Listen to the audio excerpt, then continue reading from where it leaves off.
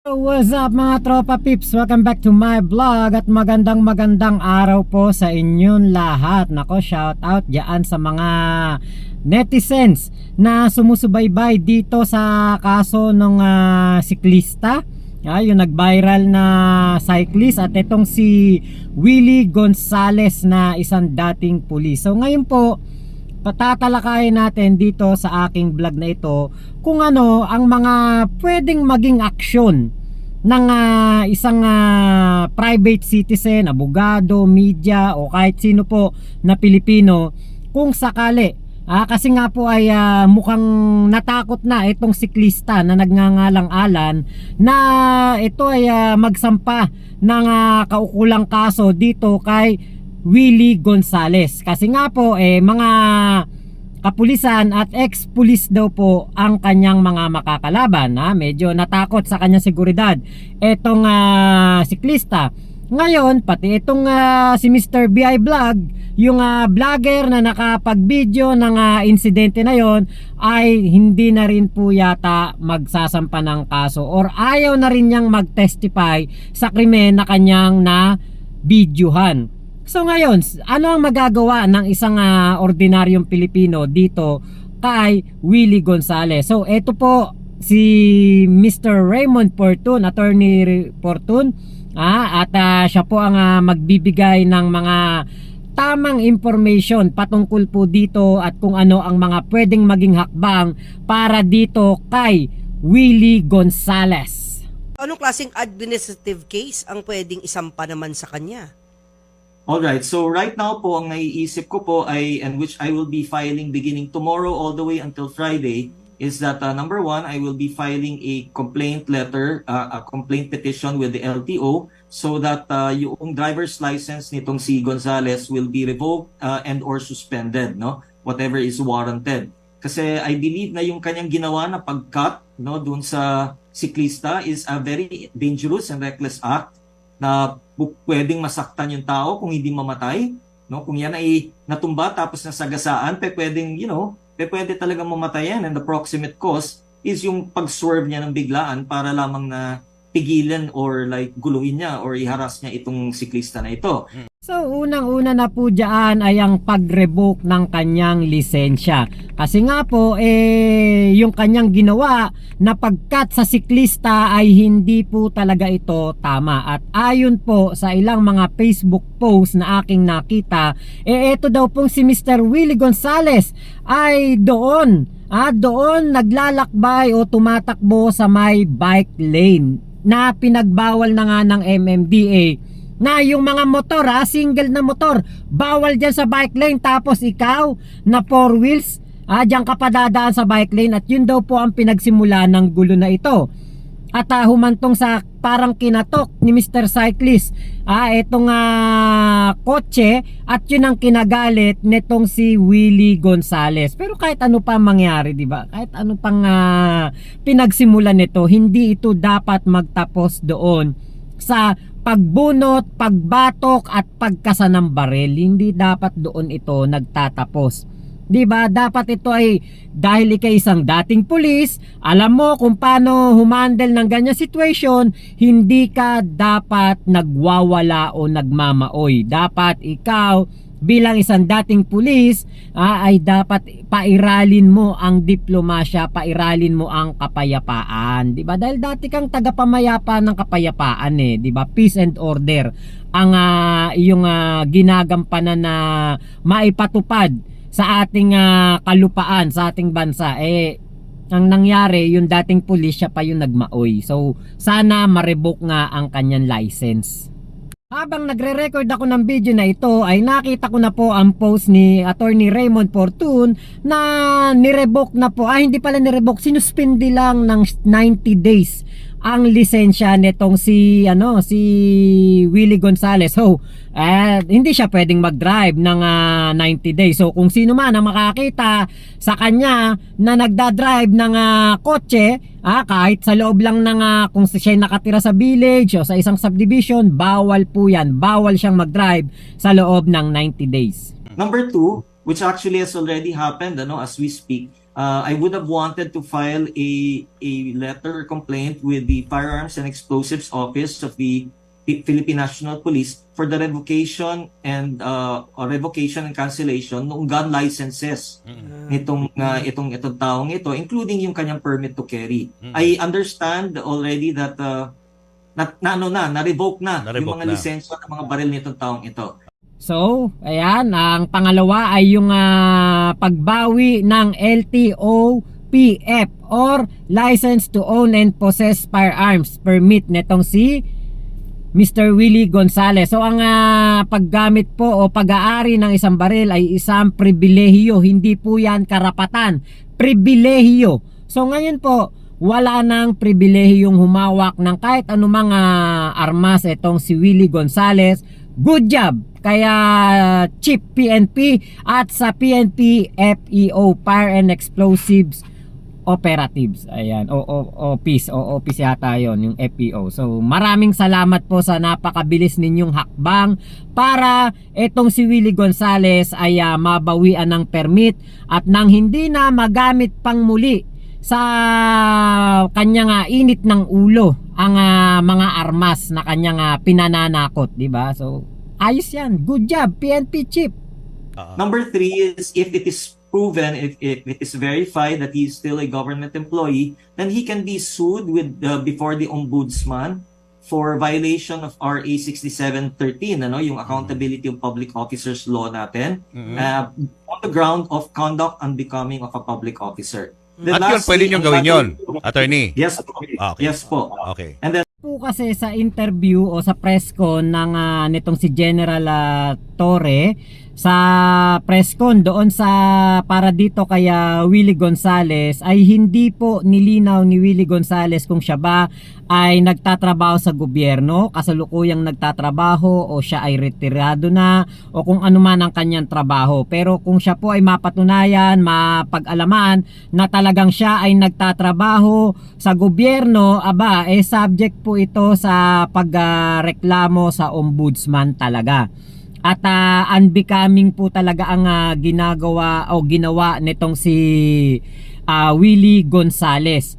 Talagang ito ay hindi karapat-dapat na maging tauhan ng gobyerno yung ganto kayabang, kaarogante, kaabusado na tao.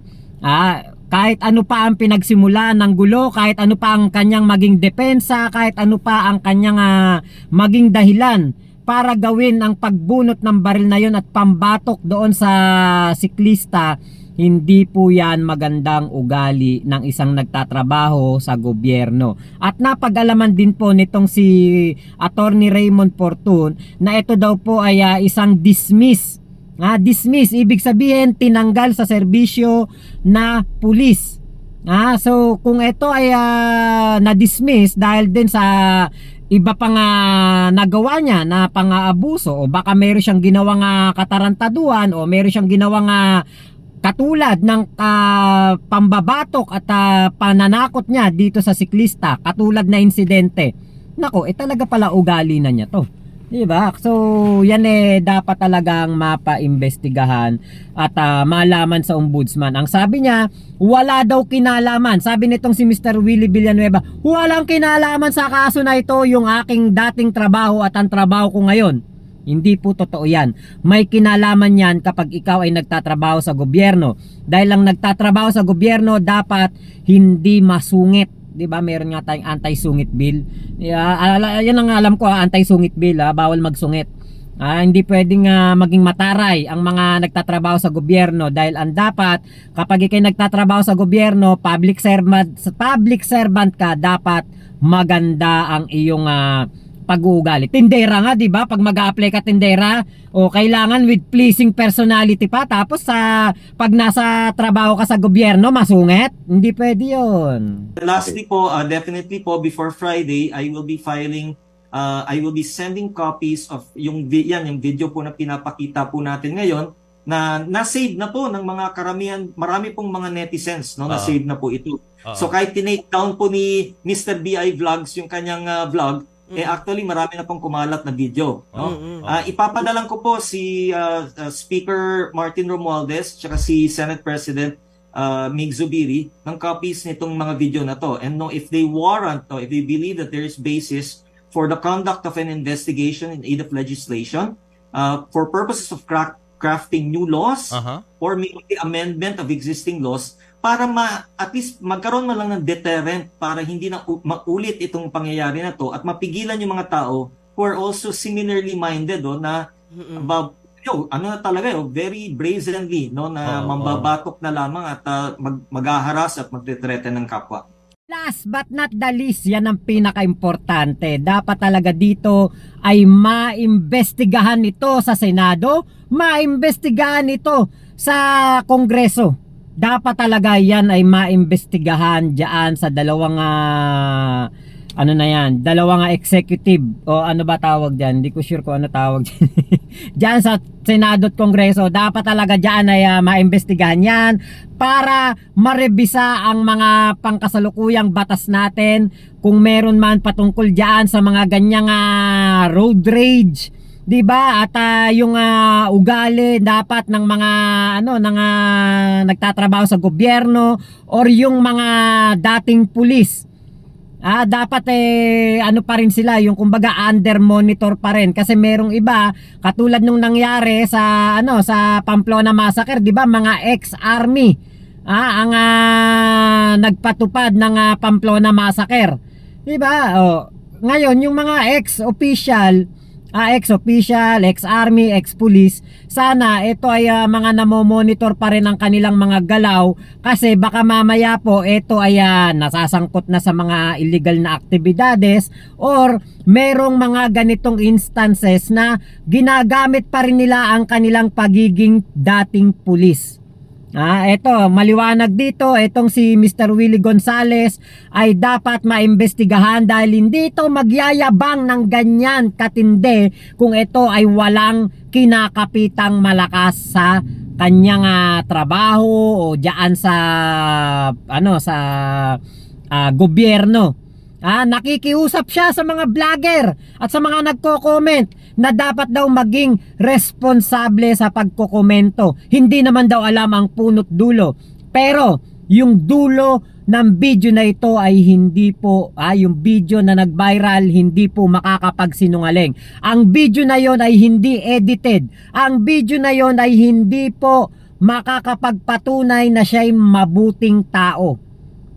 Hindi po pwedeng sabihin dahil doon ako'y ginitgit, ako'y binunggo. Kahit na ikay ginitgit, binunggo ng driver ng cyclist na yan, ng bisikleta na yan, hindi pa rin katanggap-tanggap na babatukan mo siya at kakasahan mo ng barel. Kailangan bilang isang dating pulis, tumawag ka ng kapwa mo pulis, yung talagang pulis na naka-duty, isinumbong mo yung siklista at hindi mo inilagay ang batas sa sarili mong kamay dahil hindi ka na pulis.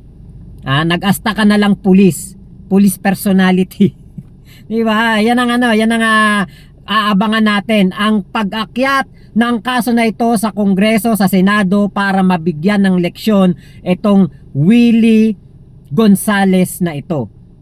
Dapat mga ganitong mayayabang, ganitong mga arugante, ganitong mga abusadong Pilipino ay dapat binubulok sa kulungan. Kaya lang, dahil nga po takot ng magsampa ng debanda itong si Mr. Alan the Cyclist, ay mukhang administratibo na lamang talaga ang matatanggap nito at sermon ng mga senador. Tsak na sermon na lang to ng mga senador. At magiging aral na sa kanya. Sana yung license para sa akin yung license yung pag-revoke ng pag-suspende ng 90 days sa kanyang driver's license, parang hindi ayos, hindi tama. Dapat diyan talaga revoke. Dapat talaga diyan tanggalin na sa kalsada yung ganyang klaseng tao, ganyang klaseng kainit na ulo na driver. Di ba meron kasabihan, basta driver, sweet lover. Dito, basta driver at dating pulis, naging law offender. Ay nako, napakasaklap ng nangyari diyan kay Mr. Alan the Cyclist. So abangan nyo lang po yung ating mga susunod na update. Meron pa po tayong mga natuklasan dyan patungkol sa issue na yan, pero masyado na mahaba itong video na to. Sa susunod na vlog na lang. Maraming salamat po sa inyong pagsuporta. Maraming salamat sa inyong pagtutok sa aking Facebook page. Maraming salamat. Meron din tayong YouTube channel, Team Kuling by Mac Pablo. Nood na po kayo doon. Salamat. Mama chup chup. Love you. God bless us all, Pilipinas. God first. Panibagong kalbo na naman to.